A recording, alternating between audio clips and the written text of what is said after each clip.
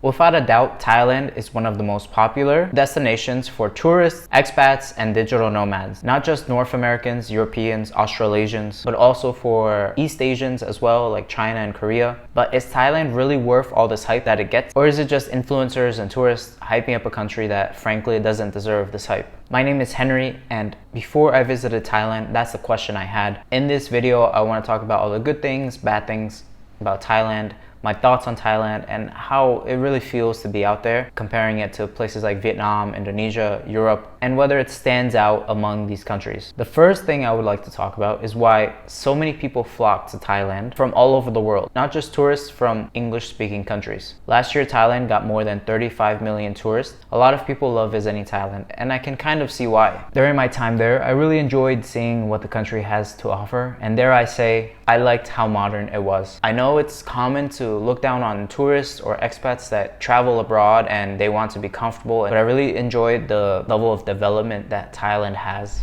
especially compared to somewhere like Vietnam. And I think it's just human nature for us to want to travel somewhere and still feel comfortable and have some modern amenities. Now, the first pro that I want to mention about Thailand, and what you hear mostly about, is how affordable it is.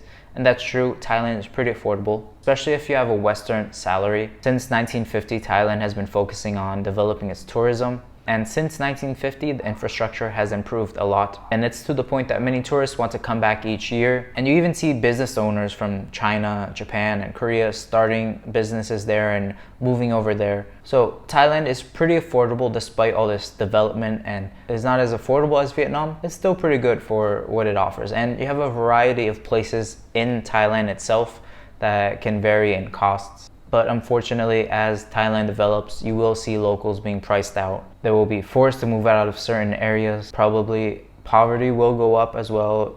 There will be a big gap in middle class and lower class, and even bigger gap between the upper class of Thailand and the middle class of Thailand. So on a Western salary, it can be a really nice place to live, but on a local salary, you won't be as comfortable. The food can be really affordable, especially street food. I personally don't love Thai food. I think it's pretty good, but I prefer other kinds of foods. However, street food in Thailand is very affordable, $1 to $2. You can also eat meals from 7-Eleven if you'd rather eat something different than street food. I ate a lot of the cheese toasties, the sandwiches from 7-Eleven while I was there, and they're pretty good. It's not the most healthiest food in the world. If you keep eating the street food, after a while, you might have some complications, might have some issues. So maybe after a while, change it up and go for the 7-Eleven or maybe home-cooked meals. If you don't want to eat Thai food, you can eat Korean food, Japanese food, Western food like hamburgers, pizzas for a fraction of the price you would eat at home. I had a nice burger with fries and soda for only $15 compared to back home that would be like $35, $40 for a small burger. Well, this burger was like double stacked, double patties. Quality was great. The portion was amazing. You also have East Asian food, Italian food. So I have many options for affordable prices. It'll be a little more expensive than the local food, but if you have the money for it, it can be really good. Accommodation and rent can also be pretty affordable. You're spending like $300 to $700 for pretty good sized apartments. $300 would be on the lower end, and then $700, even up to $1,000 a month would be more luxurious, like condo or penthouse suites. And in Chiang Mai, you can get a hotel room for as little as $15 a night. So hotels are also very affordable, and they're nice and clean hotels usually. But keep in mind, if you want to stay in a luxury high-end hotel, it will be comparable to the prices back home. So if you go for the 5-star hotels, that will be costly. Usually the 3-star, 4-star hotels are pretty good, pretty affordable. So when you talk about food, accommodation, those kind of things, they're pretty cheap. But if you are a family and you want to move over there, cost will go up drastically compared to back home. High-end goods like cars, jewelry will be pretty expensive. If you have kids and you want to put them in international school, it can be expensive, very expensive. Also on top of that, the education back home is a lot better than in Thailand. But if you don't want your kid to be at the top school in the country or whatever, then international schools abroad can be completely fine, good education. But also, one thing I've read and I've heard online and I've even experienced in Asia is it's more in your face when you meet a rich family or a kid that comes from a rich family. I guess it's like less humility maybe from these families that are very wealthy. They really flaunt their wealth. They look down on families that are not as well off as them.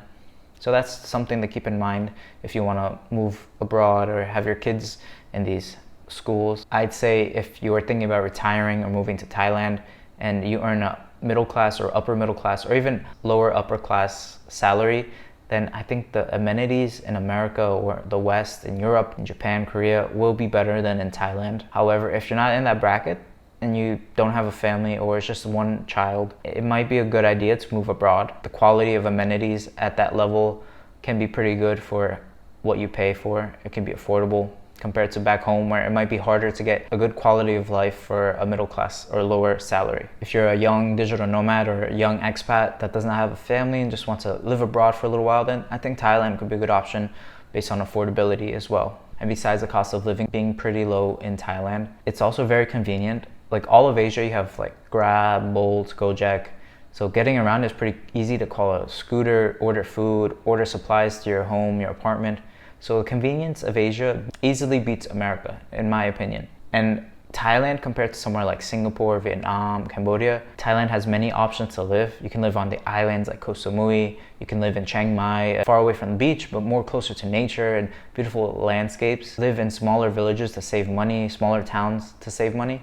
Or you can live in a beautiful metropolitan city like Bangkok with the MRT, easy to get around, but you will pay more for that. However, you have endless entertainment, a big expat community. So you have many options as a digital nomad or a family or someone trying to retire in Thailand compared to other countries. And on top of that, because of the development since 1950, the infrastructure in Thailand is pretty good in most cities. Lots of hotels, apartments, lots of hospitals, private healthcare, grocery stores, gyms. So many amenities that will make life comfortable there. So there are many pros to living in Thailand. If you're not very rich, very upper middle class, then the amenities in Thailand will be really good. If you're middle class, lower middle class, you can get a lot of bang for your buck. If you're a family, upper middle class family, and you're worried about your kids' education, you want your kids to have a good quality of life, be able to go to the park often, go to museums, then maybe staying home is a good option if you're not struggling there already, because certain parts of Thailand do lack a lot of museums, a good urban lifestyle for kids to grow up in. However,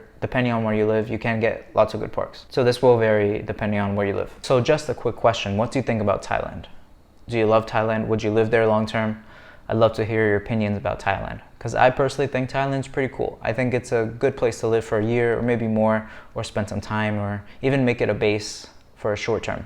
I personally would choose it over Vietnam, but I'd love to hear your opinions. But sadly, with all these lifestyles, there are still problems like traffic. Traffic can be bad in rush hour. Luckily, noise pollution isn't a big issue. Honking is not as common as it is in Vietnam. Also, we have many locals that don't drive with helmets on. They drive fast on the scooter, which is very scary. On the back of Grab, I was terrified, holding on for my life, because they just speed down these highways. You also have air pollution. Recently, Thailand has been among the top 3 worst countries in the world with air pollution. So air pollution in Asia is always a problem, but in Thailand, recently getting worse, which I can see why with all the development. You also have burning season in the north when crops are being burnt. During parts of the year, you can really notice when pollution is really bad and it's hard to deal with. So these things can be an adjustment. And also, I mentioned before, the infrastructure is great. And yeah, most places infrastructure is pretty good, but if you go to more remote areas, it might not be consistent, as there's probably rainstorms and monsoons that can knock out the Wi-Fi. So the infrastructure and pollution can be hit or miss depending on where you go. Now, I think this is the main reason why many foreigners move to Thailand, and it's because they want a more calm and peaceful way of life. Usually back home, a lot of foreigners are struggling day to day, working lots of long hours. But if they move abroad with their Western income or their savings, they can slow down a little bit. Even teaching abroad, you can have a more peaceful and relaxful and more time in the day. It feels like the walls are not caving in. But sadly, when I did go there, I noticed many Thais working long hours. And it's the same with many Asian countries. The locals work a lot, while the foreigners are lucky that they come from another country with a stronger currency, so they can afford to go to these more affordable places and live comfortably. Now, moving somewhere for less stress, I understand. I think it's fair. You want to feel better in life. You want to be happier in life. And I do think Thais are pretty kind and happy people. They have this phrase, sabai sabai, which means relaxed, comfortable, or at ease.